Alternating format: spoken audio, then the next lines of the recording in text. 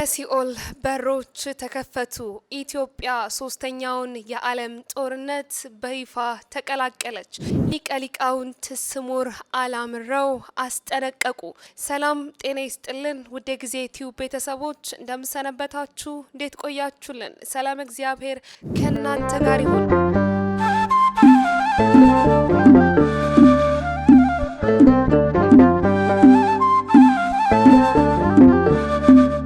እንግዲህ በዛሬው የመረጃ ሰዓታችን አዳዲስ መረጃዎችን ይዘን ተመልሰን መጥተናል። እስከ መረጃችን ፍጻሜ ድረስ በመልእክት መስጫ ሳጥናችን ላይ ሀሳብ አስተያየታችሁን እያሰፈራችሁልን አብራችሁን ቆዩ።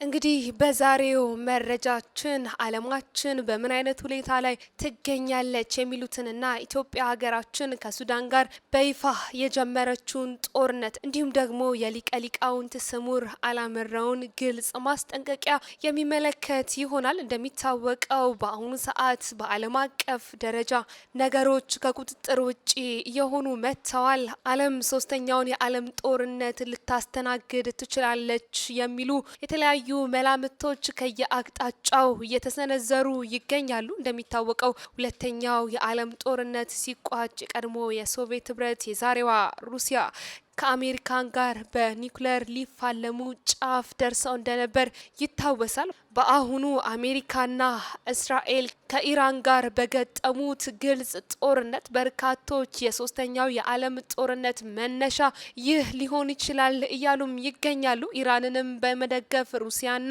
ቻይናም ከጎኗ በመቆም አሜሪካና እስራኤልን ሊዋጉ ይችላሉ የሚሉ መላምቶችም እየተቀመጡ ይገኛሉ።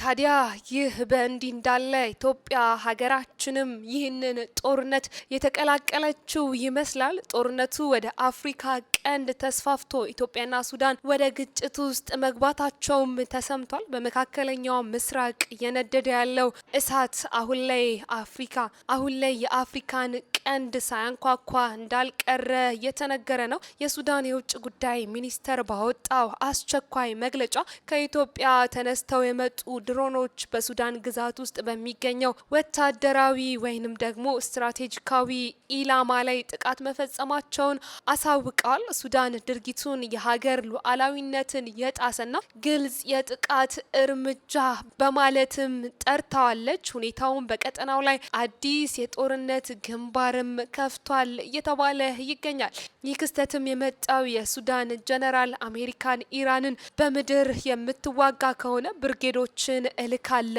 ብለው መሀላ በገቡ ማግስት መሆኑም ግጭቱ በሀገራቱ መካከል ካለው የድንበር ሽኩቻ አልፎ ዓለም አቀፋዊ የኃይል አሰላለፍ ይዞ መምጣቱንም ያሳያል። እንደሚታወቀው እንግዲህ ኢትዮጵያ ሀገራችን በአሁኑ ሰዓትም የአፍሪካ ቀንድ ስጋት የሆኑ እነዚህ ሁለት ሀገራትም ጎራ በመለየት ማለትም ሱዳን ኢራንን በመደገፍ እንዲሁም ደግሞ ኢትዮጵያ ደግሞ አሜሪካና እስራኤልን በመደገፍ ይህንን የሶስተኛውን የዓለም ጦርነት የተቀላቀሉትም ይመስላሉ። የኢትዮጵያና የሱዳን ግንኙነት በአሁኑ ወቅትም ከፍተኛ ውጥረት ውስጥም ይገኛል። የሱዳን መንግስት በይፋ ኢትዮጵያ በሀገሪቱ እርስ በርስ ጦርነት ውስጥ ጣልቃ ትገባለች በማለትም መክሰሱ የሚታወቅ ነው። ይህ ውጥረትም እንግዲህ በቅርቡ ወደ አዲስ ምዕራፍ የገባ ሲሆን ዋናው ክስም በሚመለከተው ዙሪያ ሀሳቦች ላይ ቀርቧል። የሱዳን ይፋዊ ክስም ከሰሞኑ እንደተመለከት ነው የሱዳን ውጭ ጉዳይ ሚኒስትር ባወጣው መግለጫ መሰረትም የድሮን ጥቃት ኢትዮጵያ በሱዳን ላይ እንዳደረሰችም ገልጿል። በየካቲትና መጋቢት ወር ሰው አልባ የበረራ አውሮፕላኖች ወይም ድሮኖች ከኢትዮጵያ ግዛት ወጥተው በሱዳን ግዛት ኢላማዎች ላይ ጥቃት ማድረሳቸውም ተነግሯል። የሱዳን መንግስትም እነዚህን ድርጊቶች የሉዓላዊነት ጥሰትና ግልጽ የሆነ ወረራ በማለትም ገልጿቸዋል። ይህንንም ተከትሎ ሉዓላዊነቱን ለማስከበር በሚያስፈልገው መንገድ ሁሉ ምላሽ የመስጠት መብት እንዳለውም አስጠንቅቋል። ሱዳንም ኢትዮጵያን በዚህ ጉዳይ ዙሪያ እያስጠነቀቀችም ትገኛለች። ታዲያ ጥቃቶቹ የተፈጸሙትም በተለይም ከኢትዮጵያ ጋር ድንበር በሆነችው በሰሜን ሰማያዊት አባይ ግዛት ወይም ብሉ ናይል ስቴት አካባቢ እንደሆነም ይጠቁማል። ይህ አካባቢም ከዚህ ቀደም በሱዳንና በኢትዮጵያ ወታደሮች መካከል ግጭት ይታይበት የነበረ ሲሆን አሁን ደግሞ ከአርኤስኤፍ ጋር ከተባበረው አማጽያን ቡድን ጋር ቁጥጥር ስር ያሉ ክፍሎች መሆናቸውም እየተገለጸ ይገኛል። ታዲያ የሱዳን ክስ በኢትዮጵያ ላይ ከመቅረቡ በፊትም ሮይተርስ የዜና ወኪልም ኢትዮጵያ በድንበር አካባቢ ለአርኤስኤፍ ታጣቂዎች ምስጢራዊ ማሰልጠኛ ካምፕ እንዳስተናገደችም ተዘግቧል። ይህም ዘገባ በርካታ የዓለም አቀፍ የዜና ወኪሎችም እየጠቀሱት ይገኛሉ። ከዚህ የእርስ በርስ ጦርነት በፊትም ቢሆን ሁለቱ ሀገራት በድንበር አካባቢዎች ላይ ግጭት ይፈጥሩ እንደነበርም ተገልጿል። ከዚህም በላይ በታላቁ የኢትዮጵያ ህዳሴ ግድብ ዙሪያም የረጅም ጊዜ አለመግባባት እንደነበርም ተጠቁሟል።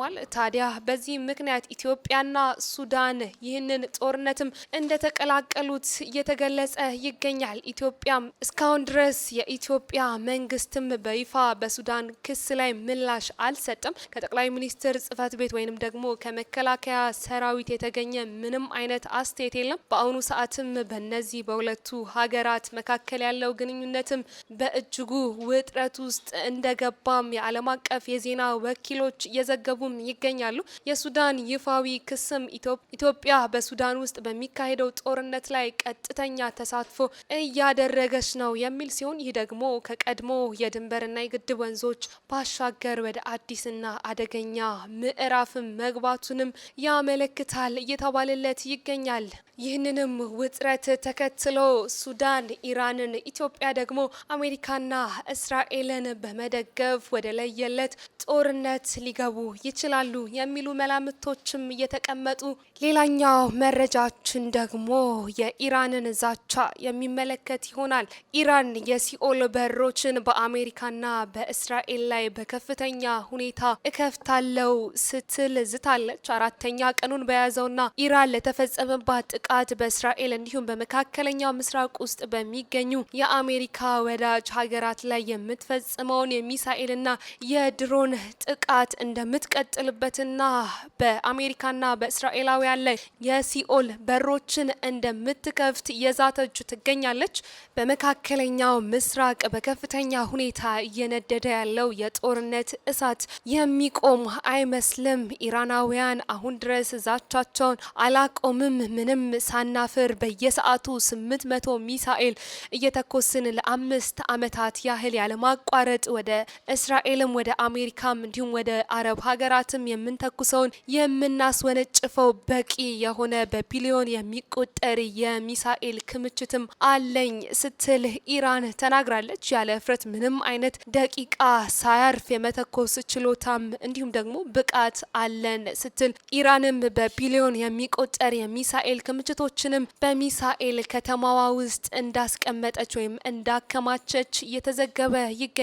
የተራዘመ ጦርነት ውስጥም ከተገባ አሜሪካና እስራኤል ሊሸነፉ ይችላሉ የሚሉ መላምቶችም እየተቀመጡ ነው። ይህንንም ተከትሎ ከጦርነቱ ማብቂያ በኋላ አሜሪካና እስራኤል ሽንፈት የሚያጋጥማቸው ከሆነ የዓለም ሀያል ሀገር ኢራን እንዲሁም ሩሲያና ቻይና ሊሆኑ እንደሚችሉ እየተነገረ ነው። ታዲያ ኢራን ጥቃት ከተከፈተባት በኋላ ከአሜሪካ ጋር ለድርድር መቀመጥ እንደማትፈልግና ረጅም ጊዜ ለሚቆይ ጦርነትም እየተዘጋጀች መሆኗን እንዲሁም የሟቹ ጠቅላይ መሪ አሊ ካሚኒ አማካሪም ተናግረዋል። አማካሪ ሙሐመድ ሞሆባር እንደተናገሩትም አገራቸው ከዩናይትድ ስቴትስ ጋር ለመደራደር ፍላጎት የላትም፣ ለተራዘመ ጦርነት ተዘጋጅታለች በማለትም ድርድር እንደማያስተናግዱም ተናግረዋል። ለሀገሪቱ መንግስት ቴሌቪዥን በሰጡትም መግለጫ አማካሪው በአሜሪካኖች ላይ ስለማንተማመን ለድርድር የሚሆን መሰረት የለንም፣ እስከተፈለገው ድረስ ጦርነቱ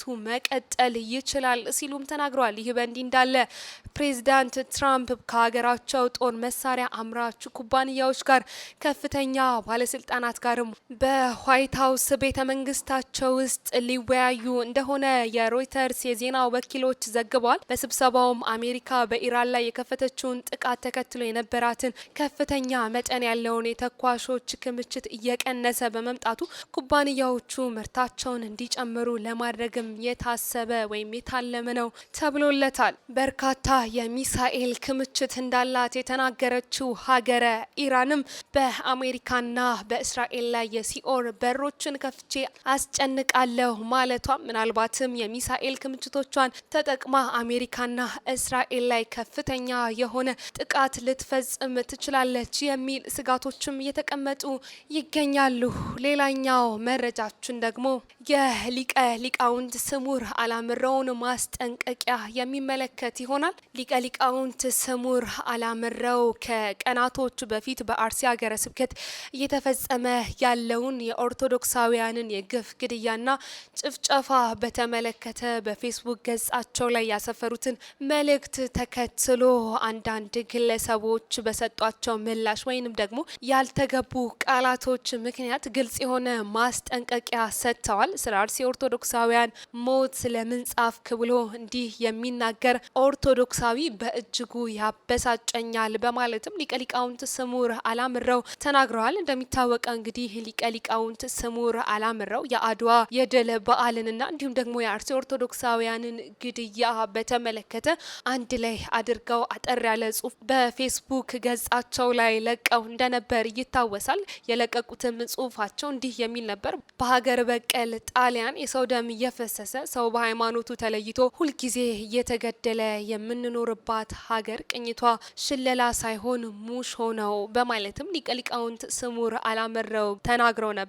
ጀግኖች የሞቱልን በሰላምና በእኩልነት እንድንኖር እንጂ ነጭ ገዳይ በጥቁር እንዲቀየር አልነበረም። አርሲና በየትኛውም ስፍራ ያለ አርሲያዊ ሞት የአድዋ ጥላሸት ነው። የዘመናችን ትልቁ አድዋ ሀገር በቀል ጣሊያኖችን ማሸነፍ ነው በማለትም የአድዋ የድል በዓልንና የአርሲ ኦርቶዶክሳውያንን ጭፍጨፋ አንድ ላይ አድርገው ሊቀ ሊቃውንት ስሙር አላምረው ይህንን መልእክት በፌስቡክ ገጻቸው ላይ አስፍረው ነበር። ታዲያ ይህንንም መልእክታቸውን የተመለከቱ አንዳንድ ግለሰቦች ሊቀ ሊቃውንት ስሙር አላምረውን ያልተገባ ቃላቶች በመናገርም በፌስቡክ ገጻቸው ላይ አስፍረዋል። ታዲያ ይህንንም የተመለከቱት ሊቀ ሊቃውንት ስሙር አላምረው ግልጽ የሆነ ማስጠንቀቂያ ለእነዚህ አካላትም ሰጥተዋል። እናንተ የወልዳ ዱባ ቦኦታ ማህበረ ሐዋርያት አባላት ራሳችሁን አጽዱ። ይህንን የምለውም ጥቂት ወይንም ደግሞ ብዙ ስንዴ ካላችሁ እንክዳድ እንዳይውጣችሁ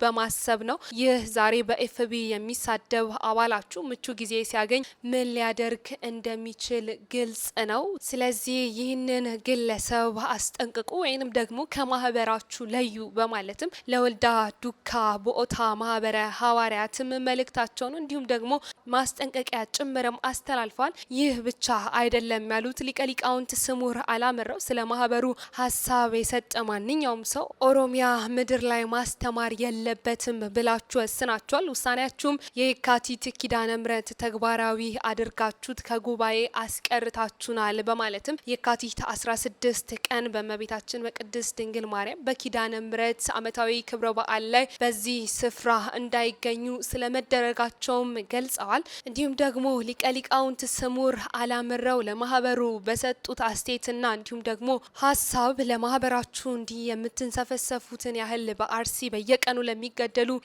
ክርስቲያኖችም ብታዝኑ እንዲሁም ድምጽ ብትሆኗቸው መልካም ነው በማለትም ተናግረዋል። ጉባኤ ሰርታችሁ ህዝቡን አጽንታችሁ ከሞት ተርፈው በረሃብና በእርዛት ለሚሰቃዩ ክርስቲያኖች ምግብና ልብስ እንኳን ሳሰጡ ለትችትና እንዲሁም ለስድብ መሯሯጣችሁ በእጅጉ ያስተዛዝባል በማለትም ሊቀ ሊቃውንት ስሙር አላምረው ሀሳባቸውን አስፍረዋል። ይህን ማድረግ ቢሳናችሁ ወይም ለአርሲ ኦርቶዶክሳውያን ድምጽ መሆን ቢያቅታችሁ እንኳን ስለ አርሲ ኦርቶዶክሳውያን ለምን ተጻፈ የሚል ዛቻ ከአባቶቻችሁ ከመሪዎቻችሁ መስማት አልነበረብንም። ያውም ደግሞ የጎሳ ዛቻ መደረግ አልነበረበትም በማለትም ሊቀ ሊቃውንት ስሙር አላምረው ተናግረዋል። ይህ የዚህ ዛቻም መጨረሻው ምን እንደሚሆን አናውቅም፣ ጊዜ ብቻ ይፍታው። አሁንም ቢሆን ስለ አርሲ ኦርቶዶክሳውያን ድምጽ መሆኔን አልተውም። የዘመናችን አድዋ አሁንም ሀገር በቀል ጣሊያንን ማሸነፍ ነው በማለትም ሊቀ ሊቃውንት ስሙር አላምረው ይህንን ዛቻ ላሰፈሩላቸው ግለሰቦች እንዲሁም ደግሞ ማህበራት ጭምር ማስጠንቀቂያ ግልጽ ሀሳባቸውንና ከዚህ ቀደም በየካቲት 16 በእመቤታችን በቅድስት ድንግል ማርያም በኪዳነ ምሕረት ዓመታዊ ክብረ በዓል ላይ በጉባኤ በጉባኤ እንዳይሳተፉ እንዳይገኙ ስለመደረጋቸውም ጭምር ተናግረዋል። ውድ የጊዜ ቲዩብ ቤተሰቦቻችን እንግዲህ ለዛሬ ያዝንላችሁ መረጃችን ይህንን ይመስል ነበር። በሌላ መረጃ እስክንገናኝ ድረስ ሰናይ ጊዜ ለእናንተ ተመኘን።